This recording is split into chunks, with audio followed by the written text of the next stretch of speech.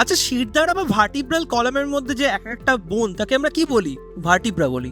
এবং দুটো ভার্টিব্রা দেখতে পাচ্ছ উপর নিচে যখন আছে, তাদেরকে কিভাবে রেখেছি সেটাও দেখতে পেয়েছো, কিন্তু এর পার্টসগুলো মনে রাখতে হবে।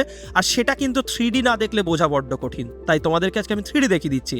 প্রথম যেটা দেখতে পাচ্ছ, এই যে পুরো ভার্টিব্রাটা যখন সামনে থেকে দেখাচ্ছে, এটা সামনের দিক অ্যান্টেরিয়ার সারফেস, এটা পেছনের দিক পোস্টেরিয়র সারফেস। তুমি তোমার পিঠে হাত দিলে তুমিও দেখতে পারবে এই উঁচু উঁচু জায়গাগুলো রয়েছে।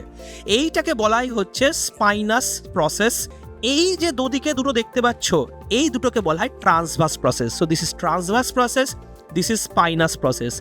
সামনের যে সব থেকে যে এই বড় মতো জায়গাটা রয়েছে না, এটাকে বলা হয় হচ্ছে বডি অফ দ্য ভার্টিব্রা। আর তার পেছনে দেখো একটা জায়গায় আমি আঙুল ঢুকিয়ে দিতে পারছি, আমাদের বডিরও একটা খুব ইম্পর্টেন্ট জিনিস এইটা দিয়ে পাস করে, প্রোটেক্টেড থাকে, তার নাম হচ্ছে স্পাইনাল কর্ড। স্পাইনাল কর্ড কিন্তু আমরা জানি যে আমাদের এই যে ক্যানালটা, নিউরাল ক্যানাল, এটাকে বলা হয় নিউরাল ক্যানাল বলা হয়, তার মধ্যে দিয়ে আমাদের বডি স্পাইনাল কর্ডটা পাস করে, প্রোটেক্টেড থাকে তার জন্যই স্পাইনাল কর্ডটা। আমার প্রশ্ন হচ্ছে, এটা তো বোনস, এর নিচের ভার্টিব্রাটাও বোনস, কিন্তু দুটো বোনসের মাঝে যেটা থাকে সেটা কি? স্পেসিফিক উত্তর চাই, কমেন্ট সেকশনটা খেয়াল রাখবো।